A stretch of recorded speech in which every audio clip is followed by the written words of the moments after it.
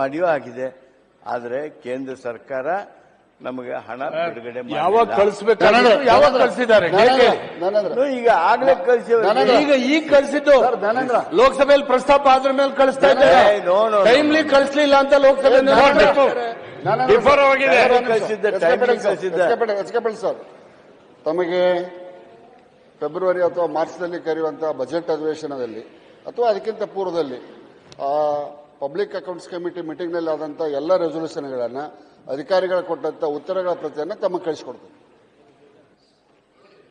Sir, ಆಗಲೇ ತಾವು ಶುಗರ್ದು ಒಂದೇ ಮಿನಿಟ್ ಸರ್ ಶುಗರ್ದು ತಾವು ಹೇಳಿದ್ರಿ SIP ಕಾನೂನು ಬಗ್ಗೆ UPದು. ಇಲ್ಲಿ ಸ್ಟೇಟ್ನಾಗ ಇನಾಯಿಗೆ ನಿಮ್ಮ ನಿರಾಣಿಯವರು ಸಿಸ್ಮಾದವರು ಎಲ್ಲರೂ ಹೈಕೋರ್ಟಿಗೆ ಹೋಗಿದ್ರು. ಜಸ್ಟ್ ಈಗ ಆರ್ಗ್ಯುಮೆಂಟ್ ಮುಗಿದಿದೆ, ಸ್ಟೇ ಕೊಟ್ಟಿಲ್ಲ. ಏನ್ ಗೌರ್ಮೆಂಟ್ ದರ ನಿಗದಿ ಮಾಡಿದೆ ಅದೇ ದರ ಕೊಡಿಸ್ಬೇಕಂತ ಆದೇಶ ಆಗಿದೆ. ಸರಿ, ಸಿಸ್ಮಾ ಅಂತ ಹೇಳಿದ್ನಲ್ಲ, ಫಸ್ಟ್ ಸಿಸ್ಮಾ ಅಂತ ಹೇಳಿದ್ನಲ್ಲ, ನಿರಾಣಿನೂ ಇಂಡಿವಿಜುವಲ್ ಪಿಟಿಷನ್ ಹಾಕಿದ್ರು.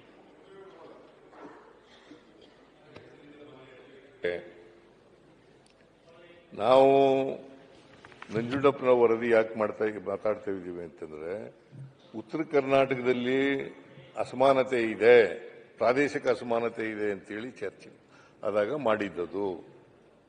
ಅವರು ಶಿಫಾರಸು ಮಾಡಿದ್ದದು ಅಸಮಾನತೆಯನ್ನು ಹೋಗಲಾಡಿಸಬೇಕಾದ್ರೆ 31,000 ಕೋಟಿ ರೂಪಾಯಿಗಳನ್ನು ಖರ್ಚು ಮಾಡಬೇಕು.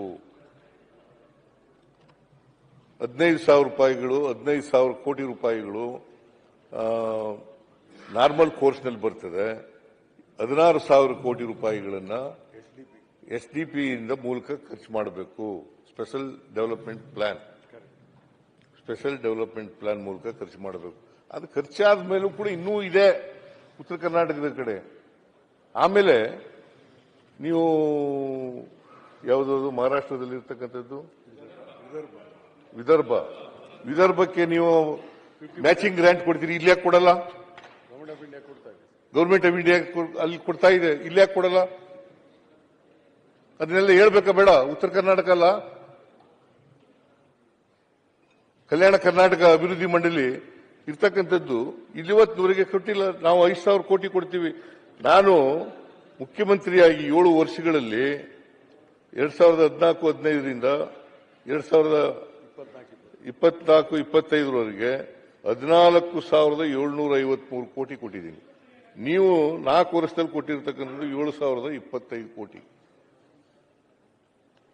ಆಮೇಲೆ ಇಷ್ಟೆಲ್ಲ ಆದರೂ ಕೂಡ ಉತ್ತರ ಕರ್ನಾಟಕ ಅಭಿವೃದ್ಧಿ ಆಗಿಲ್ಲ.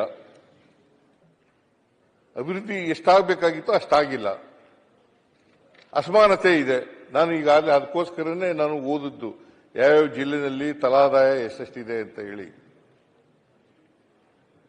ಹೈದರಾಬಾದ್ ಕರ್ನಾಟಕ ಭಾಗದಲ್ಲಿ ಕಡಿಮೆ ಇದೆ, ತಲಾದಾಯ ಕಡಿಮೆ ಇದೆ.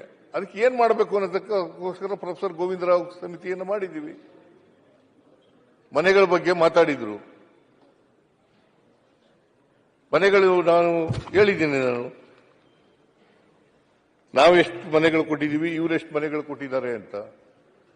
ಹಾಸ್ಟೆಲ್ಗಳು, ಹಿಂದುಳಿದವರ ಹಾಸ್ಟೆಲ್ಗಳು ಕಟ್ಟಿದ್ದಾರೆ, ಆಮೇಲೆ ಮಂಜೂರು ಮಾಡಿದ್ದೀವಿ. ಹಿಂದುಳಿದವರ ಹಾಸ್ಟೆಲ್ಗಳು ಇವರು ಮಾಡಿರ್ತಕ್ಕಂಥದ್ದು 4 ವರ್ಷದಲ್ಲಿ ಬರೀ 500, ನಾವು ಮಾಡಿರ್ತಕ್ಕಂಥದ್ದು 50,000 ಅಲ್ಲ 504.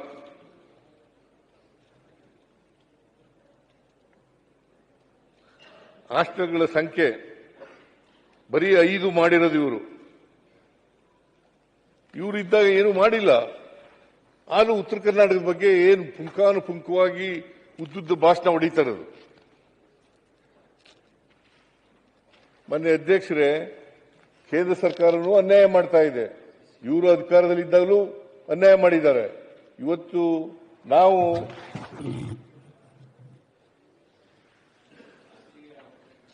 ನಾವು ಇದನ್ನು ಸರಿಪಡಿಸ್ತಕ್ಕಂಥ ಕೆಲಸ ಮಾಡ್ತಾ ಇದ್ದೀವಿ, ಮಾಡ್ತೀವಿ. ಸರಿಪಡಿಸ್ತಕ್ಕಂಥ ಕೆಲಸ ಮಾಡ್ತೀವಿ, ಮುಂದೇನು ಕೂಡ ಮಾಡ್ತೀವಿ, ಈಗಲೂ ಕೂಡ ಮಾಡ್ತೀವಿ. ಗೋವಿಂದರಾವ್ ವರದಿ ಬಂದ ತಕ್ಷಣನೇ ಅದನ್ನು ಜಾರಿ ಮಾಡ್ತಕ್ಕಂಥ ಕೆಲಸವನ್ನು ಮಾಡ್ತೀವಿ. ಅದಕ್ಕೆ ಎಷ್ಟೇ ದುಡ್ಡು ಖರ್ಚಾಗಲಿ ಮಾಡ್ತೀವಿ. ಗೋವಿಂದರಾವ್ ಅವರ ವರದಿಯನ್ನು ಕಾಯ್ತಾ ಇದ್ದೀವಿ. ಅವರು ಜನವರಿನಲ್ಲಿ ಕೊಡ್ತಾರೆ. ಜನವರಿನಲ್ಲಿ ಕೊಟ್ಟ ಮೇಲೆ ಆಮೇಲೆ ವೈನ್ ಬೋರ್ಡು, ಪ್ರಗತಿ ಪಥ ರಸ್ತೆ ಇದ್ರ ಬಗ್ಗೆ ಪ್ರಸ್ತಾಪ ಮಾಡಿದ್ದಾರೆ. ಈಗಾಗಲೇ